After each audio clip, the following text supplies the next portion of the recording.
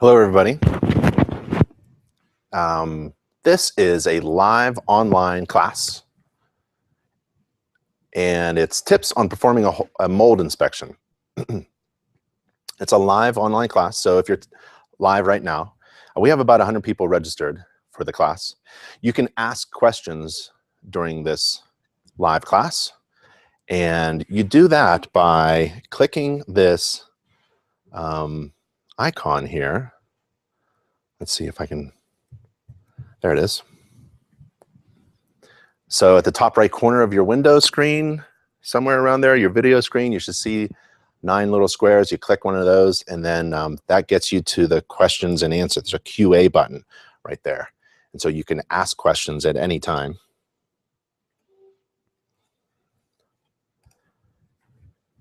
And the class doesn't start for another 3 minutes. So I started the class a little bit early. And while I have you, let me take you to a URL where we have a registration page for the next upcoming free live online class. That's at nachi.org/webinar. That's nachi.org/webinar. And if you go there, we also have video recordings of past classes, previous classes. So you can click any one of those. And we have many to choose from, and they're all online videos and open to everyone. So go to nachi.org/webinar. And there you'll find all of those training videos. So officially the class starts in about 1 minute, just going over a few things. If you wanted to ask questions during the class, there is an icon, a 9 square icon at the top right corner right now at this Google Hangout event. And you click that and you get to the QA button. You can ask questions. Just a few things. You should be able to see me. I cannot see you. You should be able to hear me. Hello, hello, hello. I cannot hear you. So if you get on, you can hear me and see me. You can tell me that by using that question and answer box. And today's class is live online. You can ask questions. It will also be recorded at the same link that you used to get here. There'll be a video recording of this class. And we'll also announce it in our monthly newsletter. InterNACHI has a monthly newsletter for home inspectors. So subscribe to that newsletter. And today's class is about tips on performing a mold inspection. My name is Ben. I'm from InterNACHI. That's the International Association of Certified Home Inspectors, world's largest organization of residential and commercial property inspectors. We train and certify inspectors all over the world. And if you need to contact me or anyone at InterNACHI, go to our contact page, and that's at the bottom there. That's at nachi.org/contact. And there you'll find everybody on staff. And today we'll concentrate on the non-invasive visual examination of the readily accessible and installed systems and components listed in the IAC2 Mold Inspection Standards of Practice. Well, what's that? Well, let's go there. So IAC2 stands for, let's open this up a little bit, International Association of Certified Indoor Air Consultants. If you'd like to be a member of IAC2, the application process is fairly easy. However, you have to be a member of InterNACHI. That's one of the requirements. And then there's some training involved and certification exam. But you can apply online. And the standards of practice are there. The mold inspection standards of practice for completing both a complete mold inspection and a limited visual inspection. So in most cases, if visible mold growth is present, sampling is really unnecessary. And that's really true. That's what basically the EPA and a lot of experts say. I mean, if you see indications of visible mold growth, and there's moisture intrusion, a moisture problem, then you really don't have to sample. If it's small, EPA says around 10 square feet or smaller, then the homeowner can basically clean it up. If it's bigger than that, you should probably hire a professional. So, a tip on performing a mold inspection is that sampling, anybody could sample. Sampling is easy. You get one of these things. As a home inspector, I actually carry a swab. If I see something, I turn around to my client. I tell them what I observe, indications of moisture intrusion and mold growth and conditions conducive to mold growth. We could sample this, or it may be unnecessary. It's kind of small, so it could just be cleaned up, which typically requires removal of building materials. And if you happen to sample it, great, we'll have laboratory results. But regardless of the sampling results and whether or not building materials are removed or not, there's one thing that is most important, is critical to performing a mold inspection. It's not sampling. Anybody could do sampling. It's easy. It's finding moisture. It's the moisture intrusion.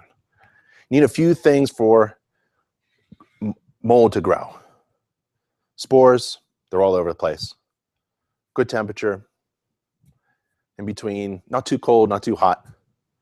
You need moisture. It's something to grow on some substrate, but you need moisture. So if you're a good mold inspector, you're actually a great moisture intrusion inspector. If you're interested in additional training, InterNACHI has a ton of building science training and mold inspection training. We go down to each popular, most common sampling device, swabs, pumps, dishes, and tools, infrared, moisture meters, invasive, non-invasive probes. And one of them is this online video course. It's all online and it's all video and it's free to every member of InterNACHI. See, when you're a member of InterNACHI, you join as a member. You don't have to become a home inspector, just join as a member. And when you're a member of InterNACHI, a whole world of opportunity opens up for you. You can join monthly or yearly, and you have access to all of the online training that InterNACHI provides. All of it. It's available to a member of InterNACHI, so join as a member. And this video training course is really good. I kind of love it. And we have really good feedback on it. And I do some instructions. We actually do a moisture inspection with an infrared camera and moisture meter. We have Chief Mycologist Dr. Shane from ProLab down in Florida comes out, takes a look at all of the components and how to take sampling. And we actually do a mold inspection with sampling. But in this course, this class, we're going to do essentially concentrate on the non-invasive visual examination of the components listed within the standards of practice. Again, if you're a great mold inspector, you're an awesome moisture intrusion inspector, because that's the most critical part of performing a mold inspection, finding moisture. If you find mold, great. You're going to fix it. There's one thing you got to do before you fix it. You have to fix the moisture problem, because we all know that there's some kind of moisture problem in the home, right? It could be moisture intrusion, or it could be like an interior air quality issue.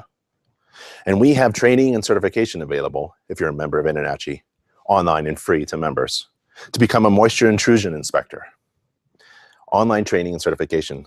We also have a mold inspector certification, a training and certification program, and it's all online and free to members. We actually have over 30 certifications to choose from. You join as a member, you don't have to become a home inspector, but you join as a member, you have access to all this training, and you pick and choose which program you want. You want to be a green building inspector? Well, you just pick and choose that. And all that training and certification is online. Again, free online live classes just like this one at NACHI.org/webinar. They used to be webinars. A mold inspection is valid for the date of the inspection and can't predict anything in the future, right? It's kind of like a home inspection disclaimer. Because conditions conducive to mold growth in a building can vary greatly over time, the results of a mold inspection can only be relied upon for the point in time when I was doing the inspection, right? Who knows what happens tomorrow?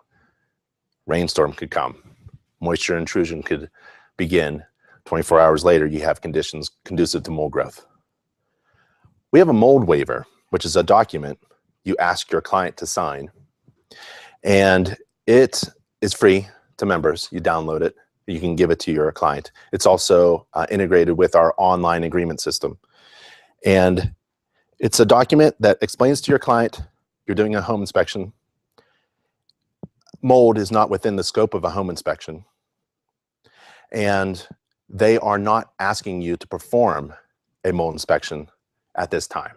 And you have it signed. Now, later on, after you do a home inspection, 2 years later, if they happen to find mold problems in the home, you can come to this document and say, well, you signed the document saying, I was performing a home inspection. Home inspections do not include mold inspections. And you asked me not to perform a mold inspection at that time. So that may help you. And that's at NACHI.org/mold waiver. That's also a document within your InterNACHI membership account, your online account. Every member has an online account. A mold inspection report should include the following: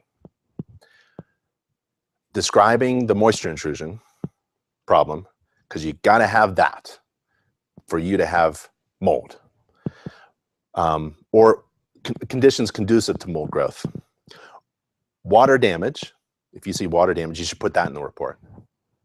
If you smell odors, that could be an indication of conditions conducive to mold growth.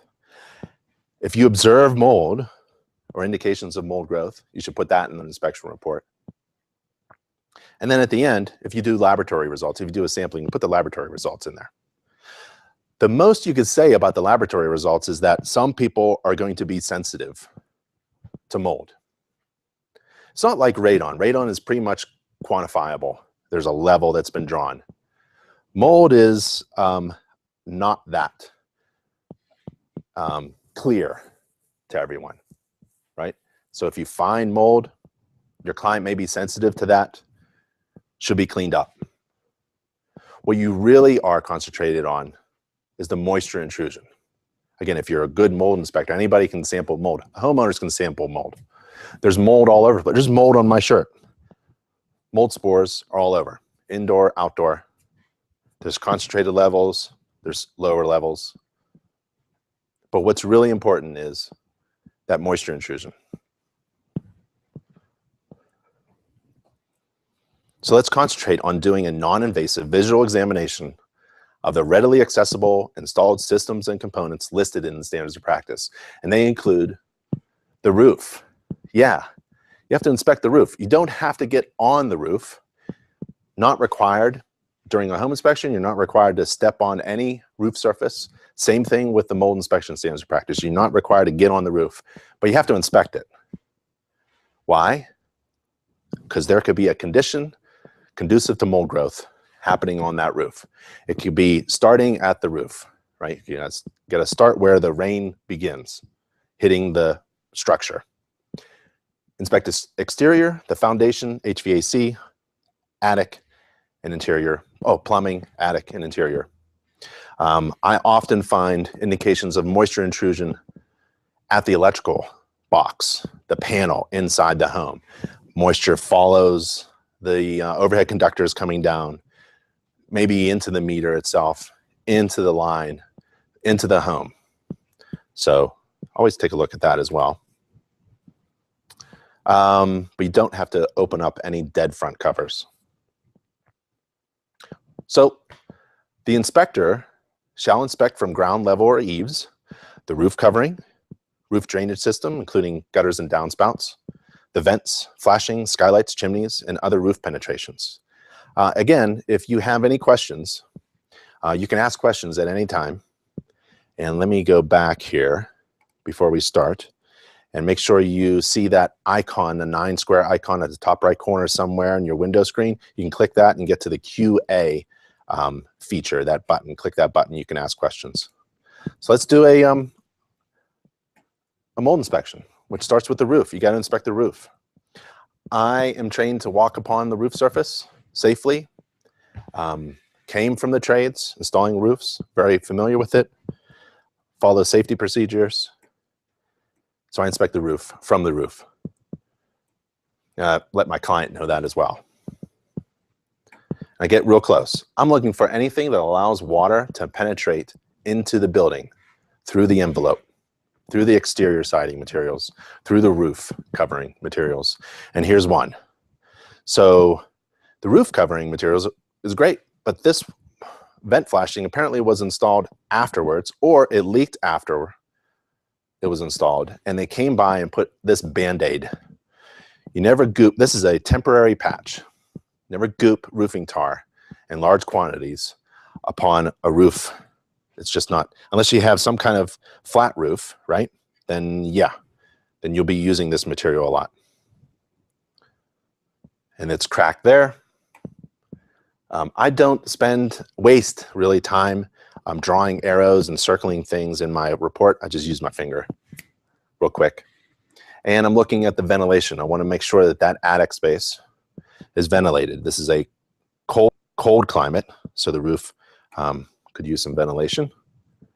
And the flashing materials, some more patchwork, just confirming that there's step flashing. There's no drip edge. That's in my report. I'm thinking of how moisture moves around a building, hits the roof, slopes away. It's caught, maybe not, in a gutter system that's functional. It's got to take that, all that hundreds of gallons of water during a typical rainstorm away from the building. Downspouts, splash blocks, diverted away, sloped grading around the house. And there's vents on the soffits.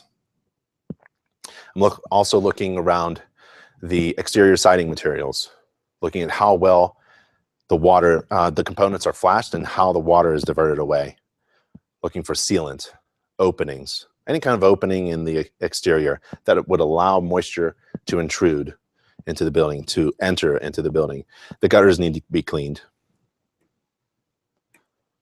The exterior ground. So that's about it for the roof. I take a bunch of pictures. I also take a bunch of photographs and video, sorry. A bunch of images, maybe 100 pictures of the roof.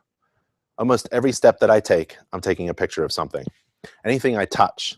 If I'm bending over and looking at something in detail, I'm taking a picture of that. Just extra pictures. And then I move on to the next system. By the time, before I touch the ground, I'm already done with my roof system and writing the report using a software with a mobile device. It comes in really handy.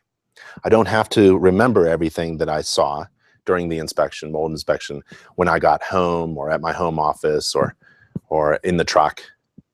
So I write as I inspect. I take pictures as I inspect. Yep. The exterior and grounds, that's the next system for performing a mold inspection. And the inspector shall inspect from ground level, the cladding, the exterior siding materials, the flashing, the trim, the exterior doors, windows, decks, stoops, steps, stairs, porches, railings, eaves, soffit fascia, the exterior grading around the building perimeter, and anything that penetrates the exterior siding or covering materials. And I take a lot of pictures. while I'm going around. And I'm really inspecting for sloped grading, and I'm imagining how water runs down the building siding, looking at all the different components that touch, that come in contact with each other. See how those different building materials expand and contract differently, how masonry comes in contact with aluminum siding. They expand and contract differently, and I want some kind of sealant right there. So there's been some patching of that sealant at that area. And there's some separation. This is decorative only. The brick goes all the way behind, but still that could be sealed up.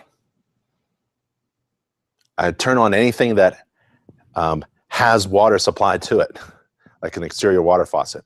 I don't turn on often on shutoff valves, but if it's a faucet, a fixture, I'll turn the water on. A drip at a faucet can cause a lot of damage. If it's not frost-free and it bursts open, we can have water penetration into the building interior in cold climates. Ventilation of dryer exhausts is very important. That has to be discharged outside. And I follow the electric line. I tend to follow the electric line through the building materials into the house interior. That is sometimes a pathway for moisture intrusion. And in this home, we actually did have some water coming into the electrical panel. And I saw indications, observed indications of water intrusion inside the panel. You're not required to remove the dead front cover, but I did here. Actually caused rust inside the panel. Again, looking at every component of the exterior, particularly where different materials intersect and interact with each other. At the entry tread, there's masonry brick that is loose. And right there is a great place for moisture to get in. Under windows, I look at the top corners, bottom corners, and the bottom sill of every window and door. It's the same thing. It's a square opening inside the building envelope. Top corners, bottom corners, and the sill, the bottom part. And right there at the door tread is a great place for moisture intrusion. So when I'm in the crawl space, maybe it's a slab on grade. I know this is the basement. When I'm in the basement, I want to go underneath every window at the band rim joist and probe and observe and look, maybe measure for moisture, looking for any indications of moisture intrusion. And under doors and window treads, that's a fantastic place to look. Settlement of things that should be properly sloped away, hard surfaces that should be sloped away from the house is important to observe. Plus, it's also a trip hazard. Driveways, walkways, anything that gets water away from the house or could puddle up. So there's a puddle area in this parking lot. If you needed something more than just your images or words, and you wanted graphics, illustrations, Internet actually provides that, and you can download these for your inspection report. And here's one about swales, and you can also download it in high res. You can take that. Every member has access to these illustrations. We have hundreds of illustrations available in our gallery. So you can grab any of those illustrations and download them for your inspection report. Some of them are pretty awesome too. All of them are pretty awesome. Yeah, so that's a little tip there for your mold inspection report. Make the mold inspection report very easy to understand. Easy to read, clear to understand. So here we have a question. Hi, David. If there is apparent evidence of mold, example, floor joist, flooring in a basement area after slight removal of insulation, is it advised to go further with the evaluation and tearing out more insulation to get a general idea of the complete area of mold growth? What I would do, the word tearing out pops out in your question, right? So I don't want to tear out anything. What I do is I gently move.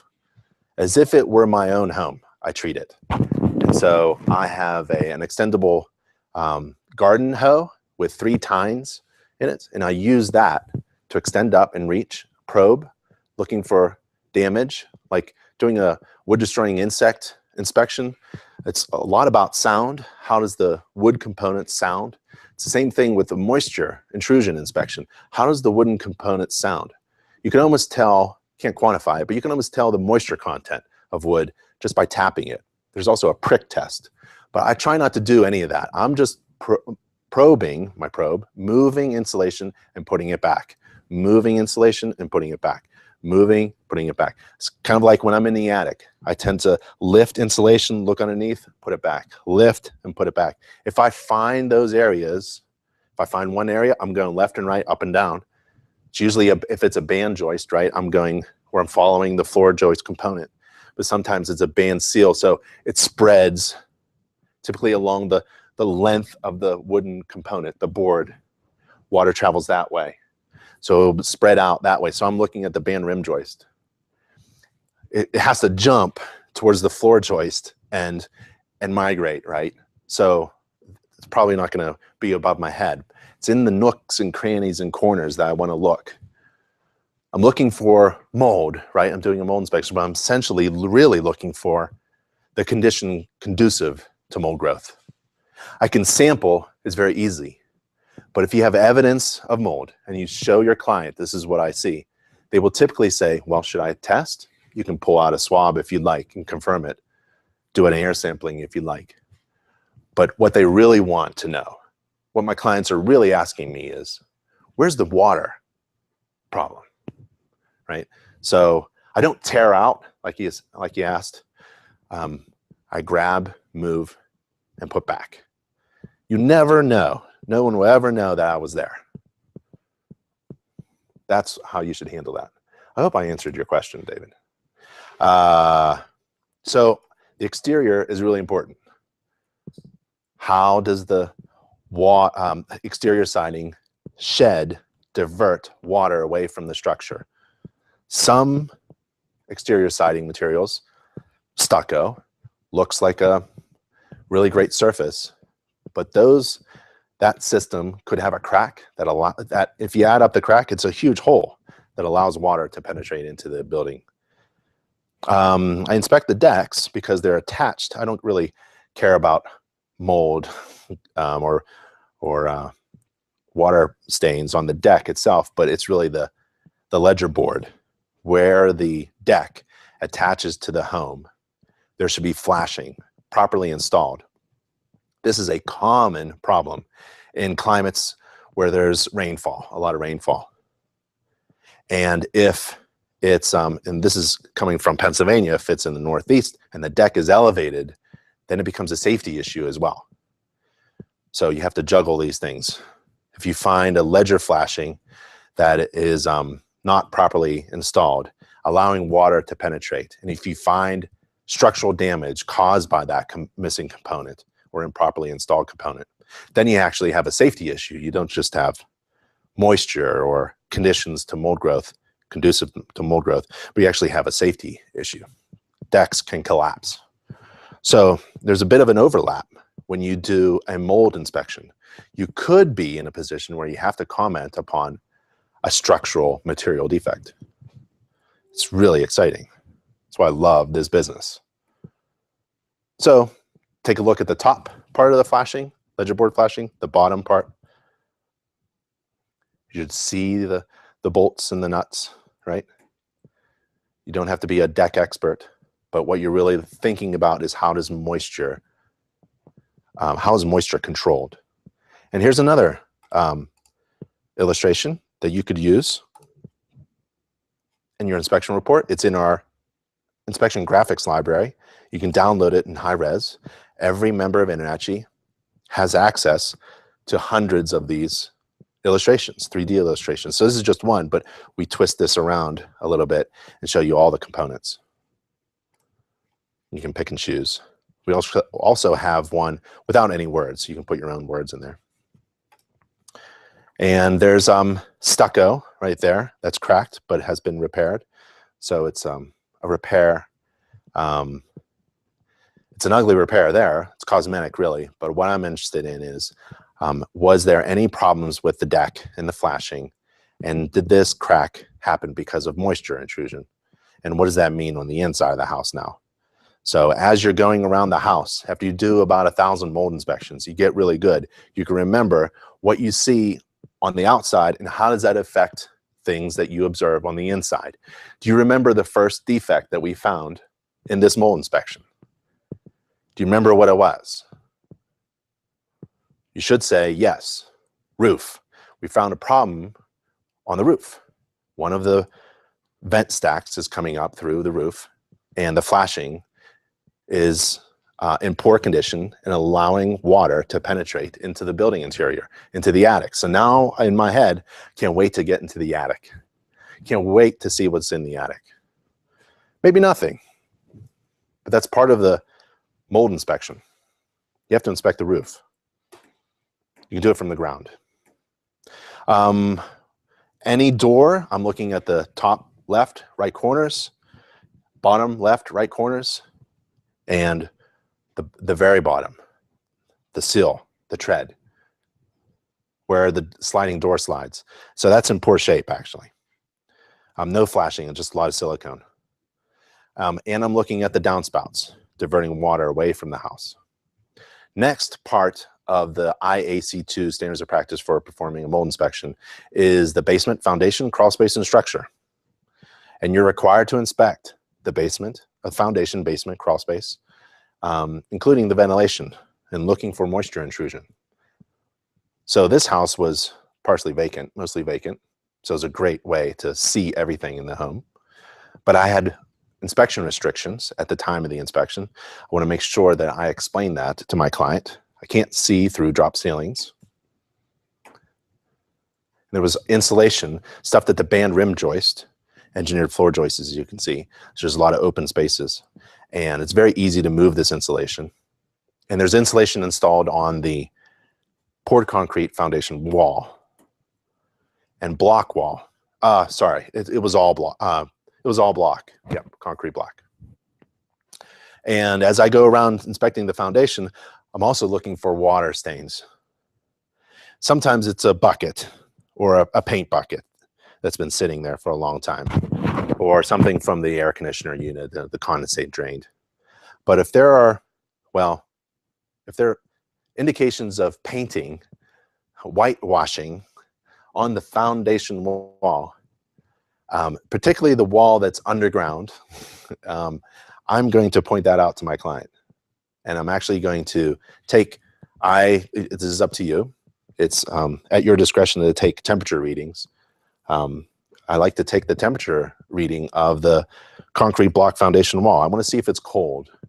If the relative humidity level in the room, let's say it's a basement room, relative humidity level in the basement room is 70%, and I go over to a foundation wall and it's freezing cold, it's like 40, 50 degrees, that is a condition that's conducive to mold growth.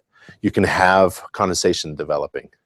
And all that building science stuff with relative humidity, moisture content, and dew point and condensation, we have building science courses that help you understand that. One of them is comfort and climate, the comfort level inside the home relative to climate. That's a really good one. Indoor air quality is another online course that's free to all members.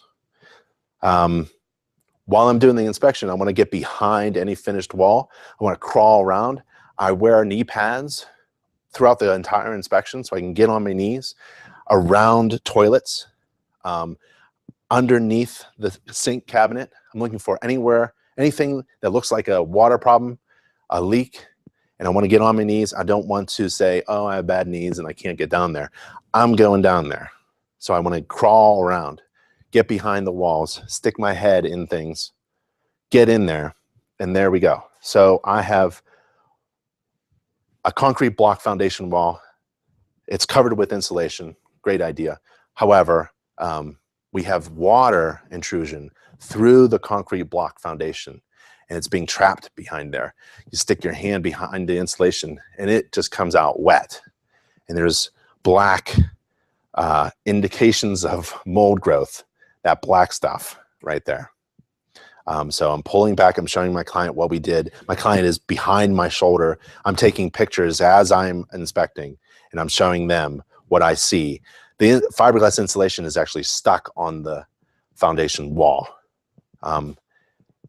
in the corner, and on the wall itself, and on the block, and on the mortar joints, and in the corners.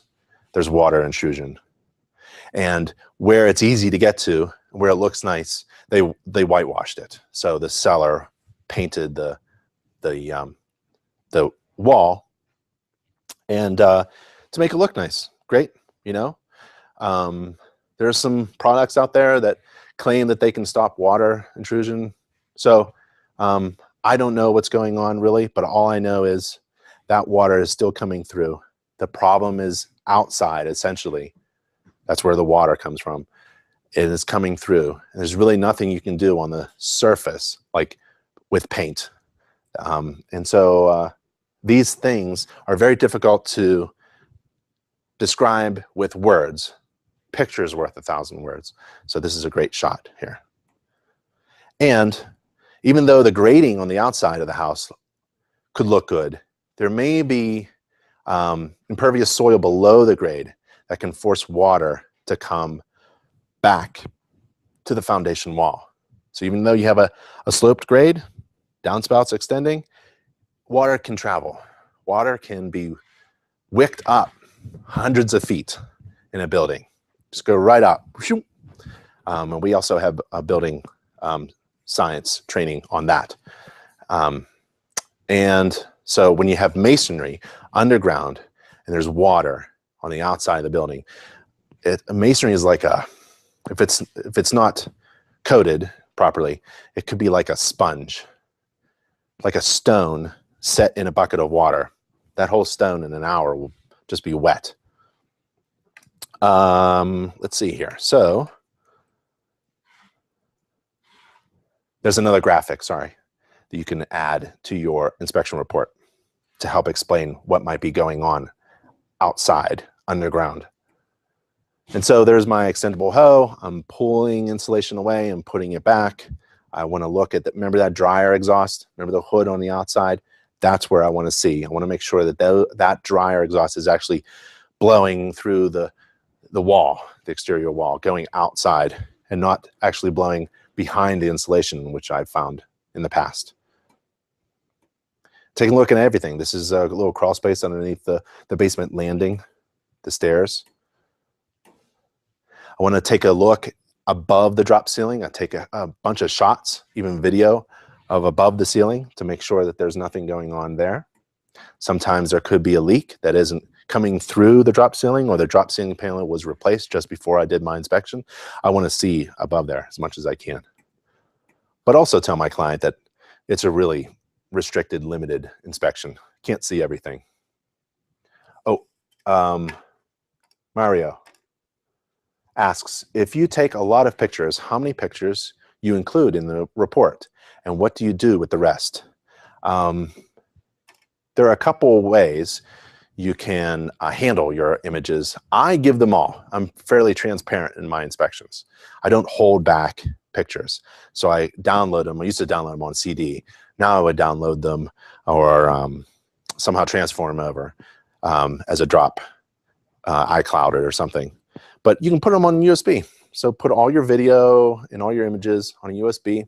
You can buy a USB for a few dollars in bulk. And it's really nice to have as a gift to your client. Here's all the video and all the images that I took during the inspection. In my inspection report, you can take a look at a few samples of mine if you'd like. I try to put in at least 30 to 60 images, but my reports are huge. My inspection reports, they're about 50 to 60 pages. My mold reports are about half that. So images are really important to me and my service. It's particularly my brand. My brand is who I am, defines who I am and how I'm different from all the rest of my competition. So I'm known, my brand includes hundreds of images. I take hundreds of images, many minutes of video, and I provide all of those images to my clients. And I put as much of those images in my inspection reports as I can. Time restricting. Let's see, where are we? We're still in the basement. As you can tell, I've probably in this inspection, I've spent about an hour. Yep. And I haven't even gotten to even talking about mold sampling. It's all about inspecting for moisture intrusion. Heating, cooling, ventilation. Let's take a look at the air handler, the condensate pump, visible ductwork, a representative number of registers, air registers, central humidifier, and the central air conditioning unit. Well, it's a heat pump unit on the outside. I want to make sure that it's functioning. There's no major problems with it. There's a disconnect. It's set on a base. It's not damaged, somewhat level. There's the programmable thermostat, great. There's the interior evaporator unit. The large line of an air conditioner unit is called what? A large diameter line. It's insulated, always insulated. The thin line is called what? It's not insulated. Do you know the difference? Do you know the terminology? What's the large line called? So you could answer, if you'd like, with your little feature there in the video. And I'll tell you if you're right or not. What's the thick, large diameter line of an air conditioner unit? What's it called, the insulated one? And what's the thin one called? So I want to make sure that I don't have any problems with the evaporator. So you don't have to do this, but I do. Pull the front panel off of the coil, off the evaporator unit of the air handler. I want to see the fins. That's my goal. I want to see fins. Is there any observed indications of dirt there? If there's dirt and a moisture problem, could be a great place for mold growth. And there it is. So I have indications of mold. At least it's dirty, black stuff on the fins.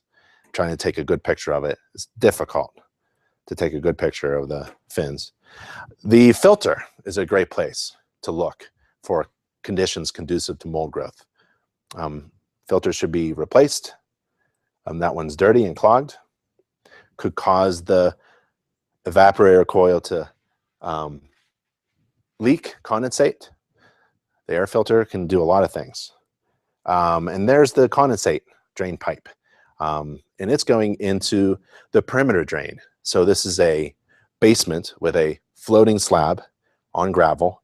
And there's a space between the outer edge of the slab floor and the foundation wall.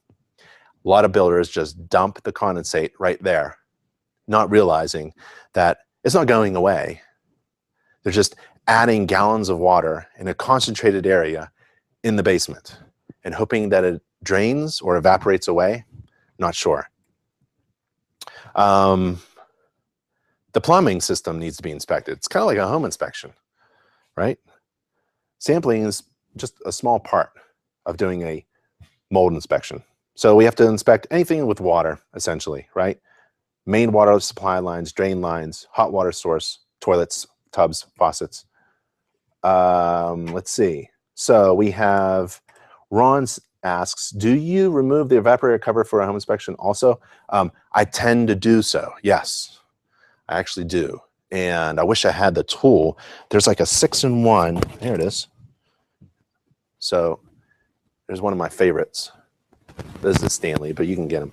And so it's a screwdriver, different heads of the screwdriver, but right there, you can take off the screws, bolts, nuts, different sizes. So, and there's my Phillips, there's my flathead, and then there's another fitting there. So I forget what the standard size is. Is that a 1/4 inch? So just take off the front. And sometimes I only take off like part of it. A lot of it I can't get off. The lines, suction lines are in the way, or evaporator. I mean, the condensate lines are in the way. So I'll just pull a little bit, get my camera in there because I can't get my fat head in there.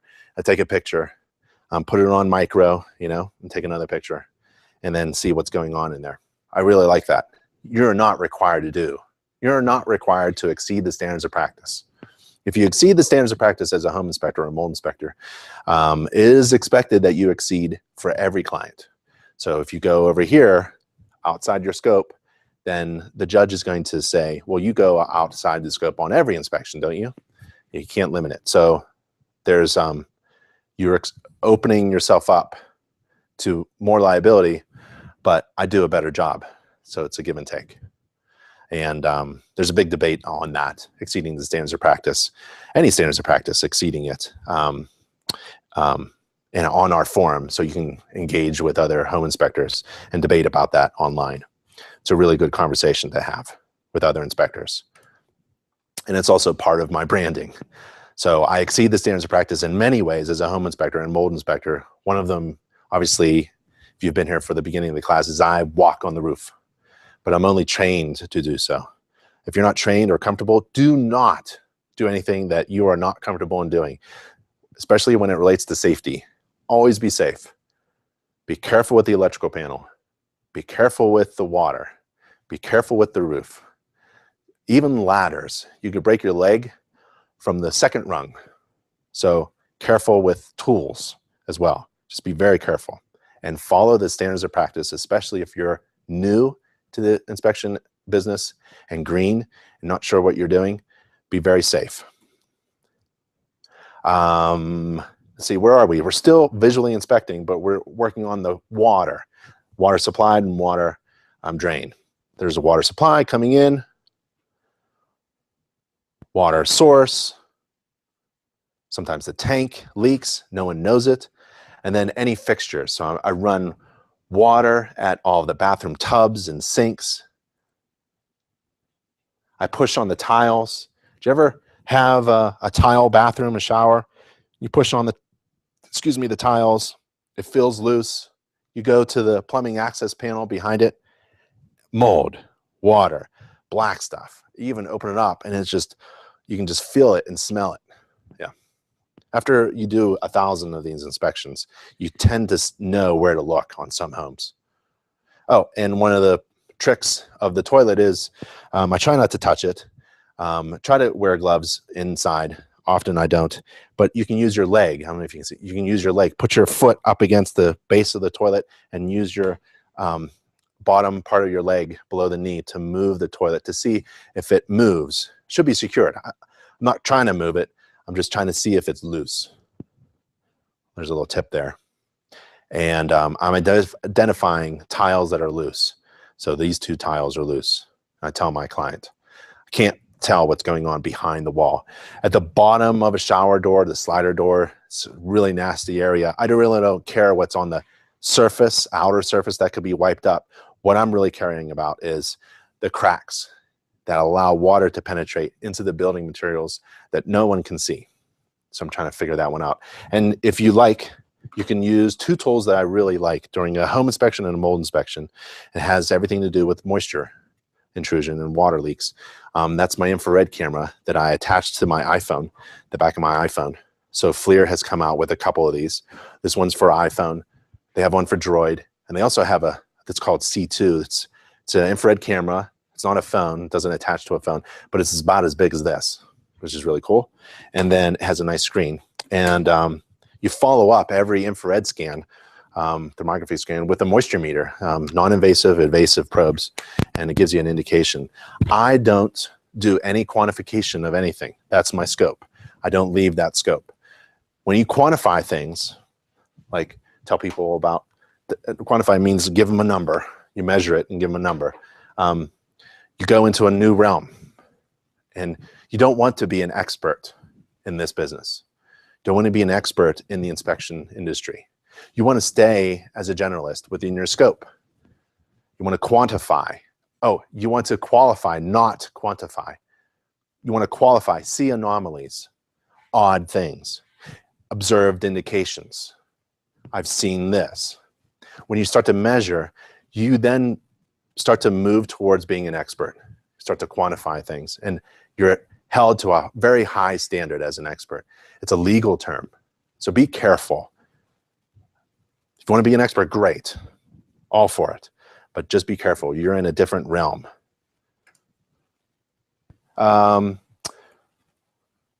There's another system and component, an attic, ventilation, insulation. So you go up in the attic space. I crawl up in there. Sometimes they're above the shelf of the bedroom closet, but I'm going in. And when I get up there, I take a look at the ventilation and indications of conditions conducive to mold growth or observed indications of enter your defect, right? And we do have indications of moisture intrusion. Moisture is condensing on the sheathing.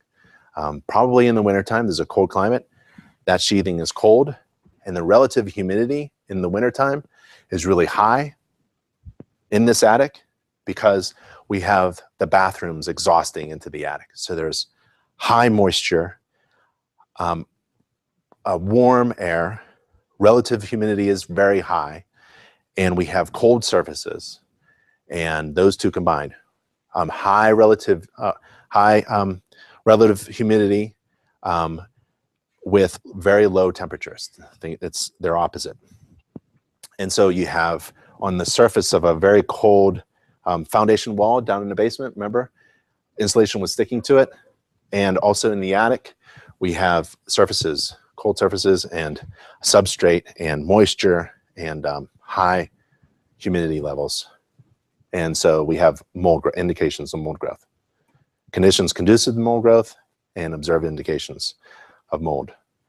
And the conditions, there's the roof leak, water stains around that vent pipe that's been poorly patched. So we have water coming in there, and we have high, moist, humid, warm air coming from the bathroom vents that are exhausted in the attic.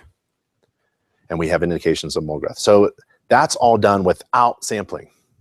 I can confirm my observations as a certified mold inspector by sampling for the mold. And again, as a home inspector, I carry this little swab sample. You can also carry all of your air pumps and dishes and things like that. Or you could tell the homeowner, maybe it's for a homeowner who's living in the home. You could do the mold sampling yourself. Anybody can sample for mold, really. But if you're hired to do a mold sample, there are standards to follow, code of ethics to abide by, and it's real. If you're a great mold inspector, you're an awesome moisture intrusion inspector. It's all about moisture. And again, graphics. So we have moisture condensing on the cold roof sheathing, and we did a graphic about this.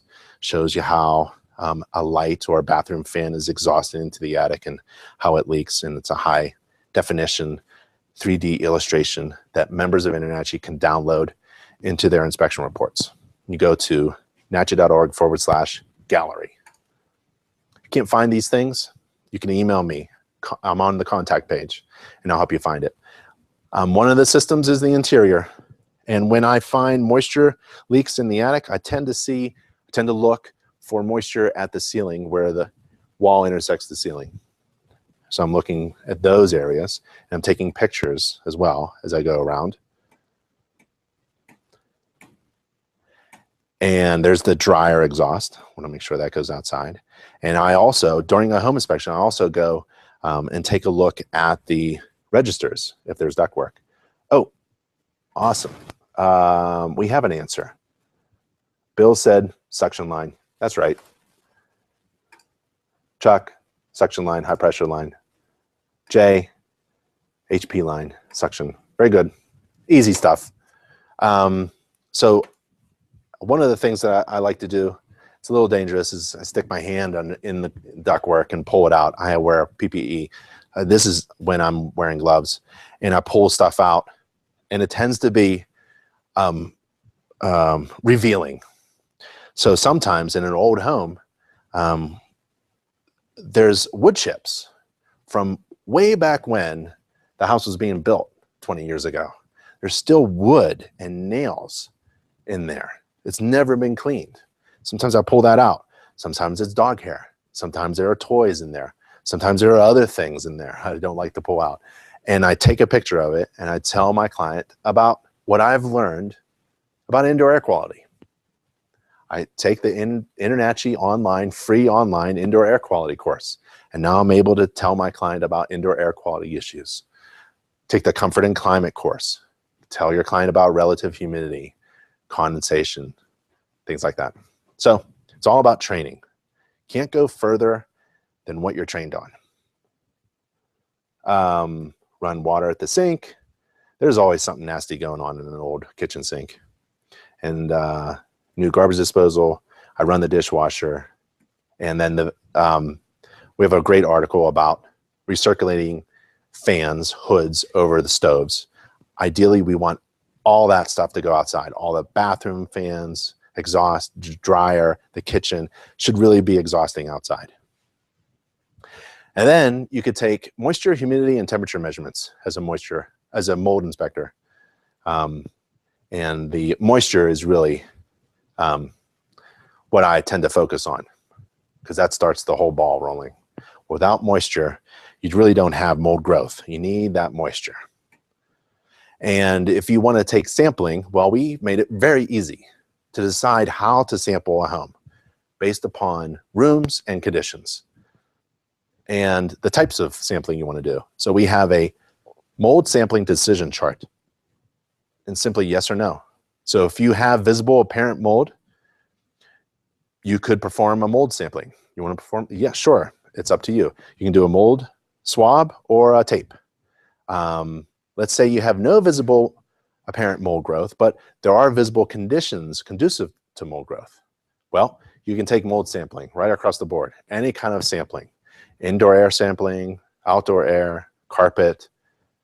And then if you don't have any mold growth, observed indications of mold growth, and no conditions conducive to mold growth, your client may say, well, take a sample of the interior air anyways, because you can't see everything.